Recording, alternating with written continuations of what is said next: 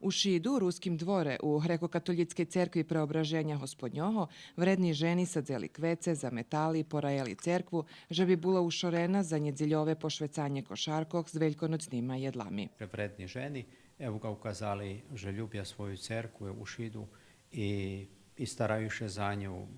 Vredni su, šitski pohvali, šitski da nje všetky stvari, co potrebne, len že treba im obráciť, oni to zrobia ščiro i je ich kolo 12, takže evo ga to veľká blahodať, keď má človek taký, Pán Oce zapravo, keď má takú jednu ekipu ženoch, jedno také bratské šestrinstvo, ktoré to tak robí, evo jak varím za 6 roky už. Mi tu máme grupu, ktorá porají cerku, veď že tu všetky pozberáme a keď tak prejsť rok, dúfam, keď nie šveto veľké, veď nás po 3 poraja cerku.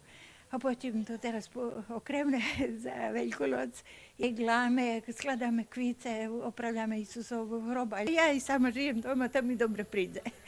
U Šidze šitsko porihtane za najvekše hristijanske šveto Veljku noc Pashu.